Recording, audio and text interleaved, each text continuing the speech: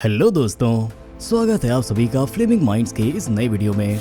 आप सभी ने एलियंस के बारे में तो सुना ही होगा। ये शब्द सुनते ही हमारे दिमाग में अलग अलग तरह के ख्याल आना शुरू हो जाते हैं। कुछ तस्वीर सी बनने लगती है। ये तस्वीरें उन कैरेक्टर्स से इंस्पायर्ड होती हैं जैसे हमने मूवीज में देखी हैं, नॉवेल्स में पढ़ी हैं, या फिर वो हमारी ही कल्पना का एक हिस्सा है। इन्हीं सारी कल्पनाओं से जन्म लेते हैं कुछ सवाल। एलियंस क्या होते हैं?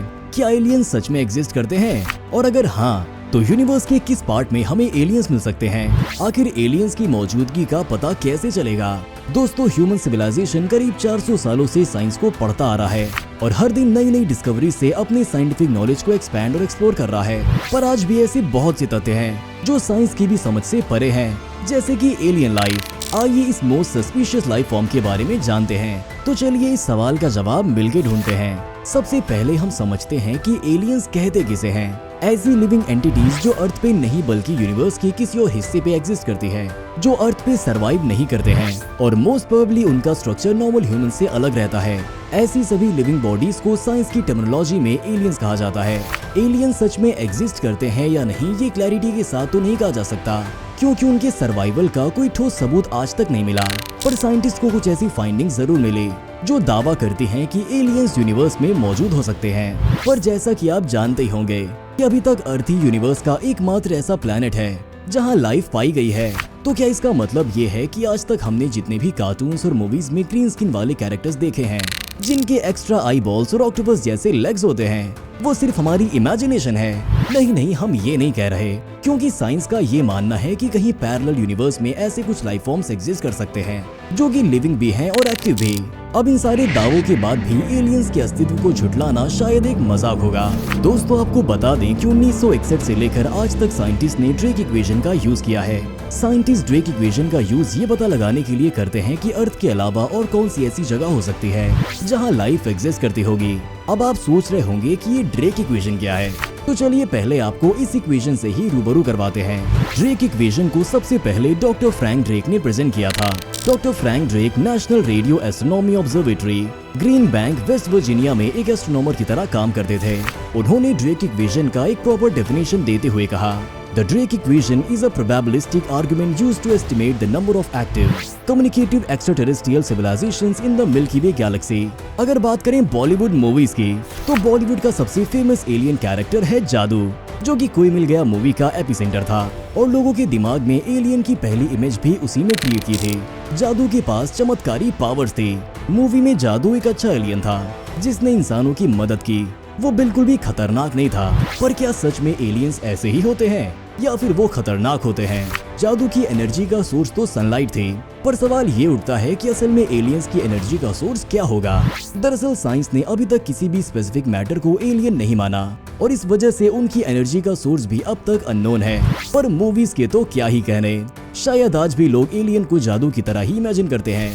दोस्तों, आज हम चांद पर जा चुके हैं, यहाँ तक कि मार्स पर भी जा चुके हैं, तो आखिर इन जगहों पर हमें एलियन क्यों नहीं मिला?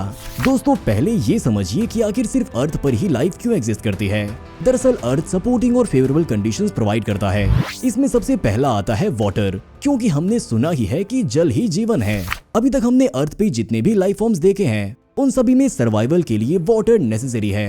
पर अर्थ के अलावा अभी तक कहीं भी लिक्विड वाटर नहीं मिल पाया, तो कहीं और लाइफ फॉर्म एक्टिव होने के चांसेस बहुत कम हैं। सेकेंड मोस्ट इम्पोर्टेंट चीज है अर्थ का एटमॉस्फेयर, जिसमें लाइफ सपोर्टिंग गैसेस हैं। एटमॉस्फेरिक गैसेस की एक ऐसी लेयर जिसने अर्थ को सराउंड कर रखा है, वो है ओजोन, जो सन की हार्मफुल रेस से हमें प्रोटेक्ट करेगी।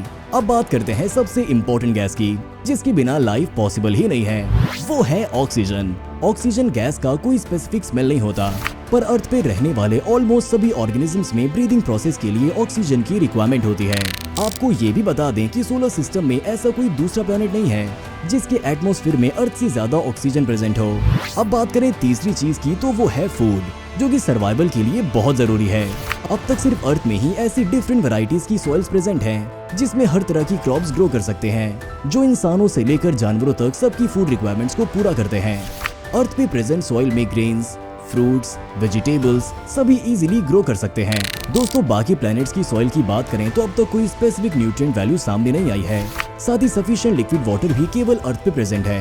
यही कारण है कि बिना प्लेंटी वाटर के और सफिशिएंट ऑक्सीजन की प्रेजेंट के किसी भी दूसरे प्लेनेट पर अर्थ की तरह फूड ग्रो करना बहुत मुश्किल होगा। बिल्कुल भी नहीं है कि सोलर सिस्टम में मौजूद किसी भी प्लेनेट के पास वाटर, ऑक्सीजन या फूड नहीं है। ऐसा पॉसिबल है कि कुछ प्लैनेट्स में इन सब में से कोई एक या दो रिक्वायरमेंट्स फुलफिल करने की क्षमता हो, पर अर्थ की तरह तीनों का पाया जाना अभी तक तो पॉसिबल नहीं हो पाया है। इस वजह से लाइफ फॉर्म्स के सर्वाइवल के चांसेस और लो हो जाते हैं।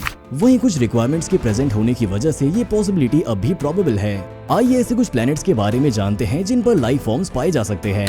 बात करें अगर मार्स की, तो अर्थ की तरह मार्स का मेजर सरफेस वाटर से कवर्ड तो नहीं है, पर वहाँ थोड़ी क्वांटिटी में वाटर प्रेजेंट है और ये वाटर आइस के फॉर्म में प्रेजेंट है, ना कि लिक्विड स्टेट में। मार्स के एटमॉस्फेयर में ऑक्सीजन भी प्रेजेंट है, लेकिन अर्थ के कंपैरिजन में मार्स पे प्रेजेंट ऑक्सीजन बहुत ही लो अमाउंट में है। शायद यही रीजन है कि अभी तक हमने किसी भी दूसरे प्लेनेट पे लाइफ एग्जिस्टेंस का प्रूफ नहीं मिला, इसीलिए अभी तक एलियंस को भी हम नहीं ढूंढ पाए। पर याद रखिएगा दोस्तों, इन फैक्ट्स के बेसिस पे ये नहीं कहा जा सकता कि यूनिवर्स में कहीं भी लाइफ एग्जिस्ट नहीं करती, यानी कि एलियंस प्रेजेंट नहीं है।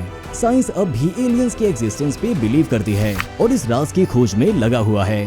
दोस्तों, आपको ये जानकर खुशी होगी कि हर दिन सोलर सिस्टम में मौजूद प्लैनेट्स के बारे में रिसर्च जारी है और नए नए फैक्ट्स भी पता चलते रहते हैं। आज हमारा साइंस बहुत प्रोग्रेस कर चुका है और अब हमारे पास इतने स्ट्रॉन्ग टेलीस्कोप्स हैं जो कि वो प्लैनेट्स भी देख सकते हैं जो हमारे सोलर सिस्टम के बाहर हैं। पर वो प्लैनेट्स इतनी दूर हैं कि उन पर वाटर, ऑक्सीजन या कुछ और ऑब्जर्व कर पाना पॉसिबल नहीं है।